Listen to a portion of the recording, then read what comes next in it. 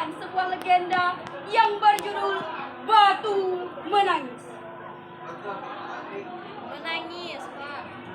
Alkisah di sebuah desa terpencil, tepatnya di Kalimantan Barat, hiduplah seorang janda tua dan seorang putrinya yang cantik jelita bernama Darmi. Kehidupan mereka menjadi susah sejak ayah Darmi. Ayah Darmi tidak meninggalkan harta warisan sedikit pun. Untuk memenuhi kebutuhan sehari-hari, Ibu Darmi bekerja di sawah atau ladang milik orang lain. Sementara Darmi adalah seorang gadis yang manja. Kalau dibenahi itu versi. Apapun permintaannya harus dikabulkan. Selain manja, Kan pakai main ya? Darmi juga seorang yang Di pemalas. tiang. Kerjanya hanya berpelet dan mempercayai diri. Gila. Sama gitu. Setiap sore, Darmi selalu ingin Mek itu tuh kalau ungit-ungitan.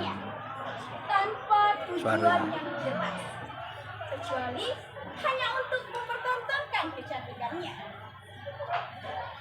Setiap kali sang ibu meminta Darmi pergi ke sawah, membantunya mencari nafkah, Darmi selalu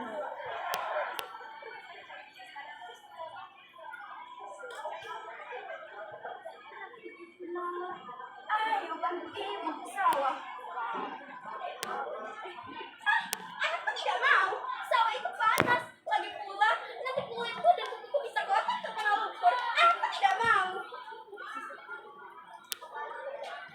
Apakah kamu tidak kasihan melihat ibu? Tidak, biar ibu yang tua saja pergi ke sawah.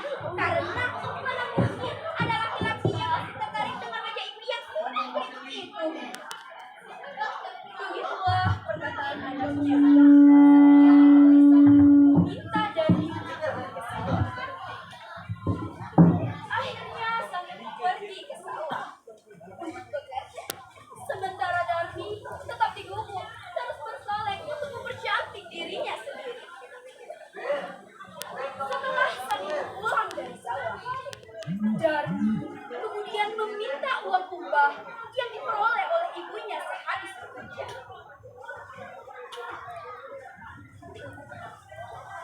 Ibu, di mana uang upahnya itu?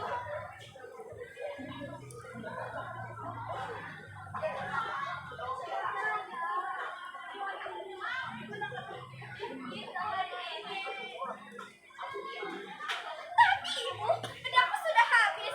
Aku harus membeli yang baru. Dasar anak yang tidak tahu diri itu. Taunya hanya menghabiskan uang, tapi tidak mau bekerja. Begitulah perkataannya. Meskipun sang ibu begitu marah, tetapi sang ibu tetap memberikan uang upah itu kepada Darmi. Kejadian itu terus terulang, hampir setiap harinya. Setiap kali sang ibu memperoleh upah dari pekerja, Darmi selalu membelikannya untuk alat kecantikannya yang lain. Sampailah suatu hari, Darmi berpesan kepada ibunya untuk dibelikan alat kecantikan di pasar. Tetapi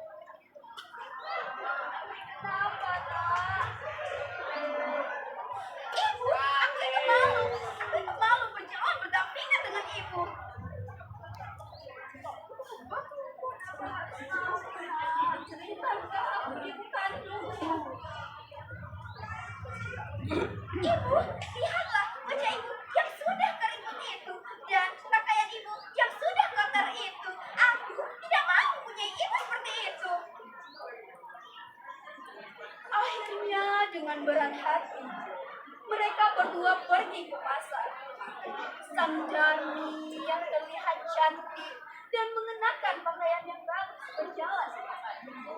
Sementara ibu yang sudah terlihat sangat tua dengan mengenakan pakaian yang kotor dan penuh tambalan berjalan mengiringi Darmi dari belakang.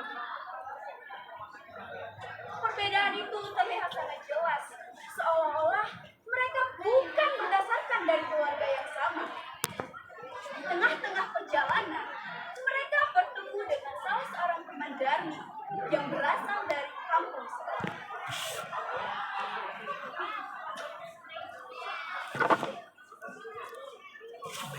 Hei Darmi, hendak kemana kau? Udah kemuter tadi.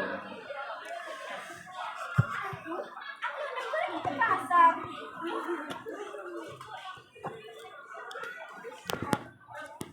Lantas, siapakah di belakang kita? Apakah itu ibumu? Ibuku? Tentu saja bukan. Mana mungkin aku memiliki ibu seperti itu? Iya, ia itu pembantuku. Laksana disambar petir. Hati sang ibu mendengar ucapan putrinya. Tetapi sang ibu tetap diam sambil bersedih. 1-2 kali sang ibu masih kuat menahan rasa perihnya itu. Namun kejadian itu terus berulang sepanjang perjalanan menuju pasar. Akhirnya sang ibu berhenti di tengah jalan. Melihat itu, Darmi pun lantas mengamuk dan bertanya, "Ibu, apa yang ibu lakukan? Ayo cepat ibu, kita harus pergi ke pasar."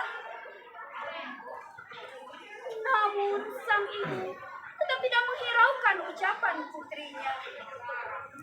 Sesaat setelah itu, mulut sang ibu komat kamit lalu mengadahkan kedua tangannya ke atas. Dan yang melihat itu semakin buat heranan dan kembali bertanya, "Ibu, apa yang ibu lakukan? Ayo cepat ibu, apa yang ibu lakukan?" Namun sang ibu tetap tidak menghiraukan ucapan putrinya. Sang ibu terus berdoa, mengangkatkan kedua tangannya agar anaknya yang durhaka itu mendapatkan hukuman yang setimpal.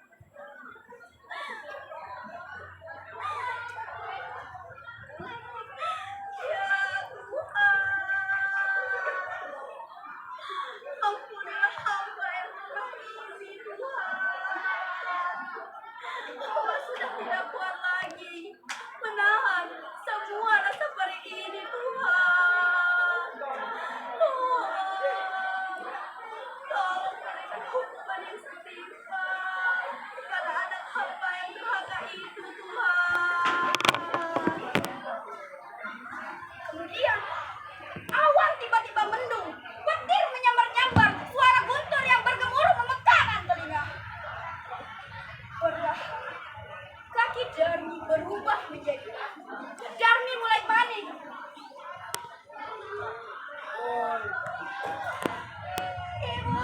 Ibu, apa yang terjadi dengan kakiku? Kakiku berubah menjadi batu. Ibu, tolong maafkan Darmi, ibu. Darmi berjanji tidak akan mengulanginya lagi, ibu. Darmi akan menjadi anak yang berbakti, ibu. Tolong maafkan Darmi. Apa sudah? Nasi sudah menjadi bubur. Hukuman itu tidak dapat dihindari. Sebelum semua tubuh Darmi berubah menjadi batu, sang ibu masih sempat melihat wajah anaknya yang dialiri deras oleh air mata yang mengalir di matanya. Pesan moral yang dapat diambil dari kisah ini adalah hormatilah kedua orang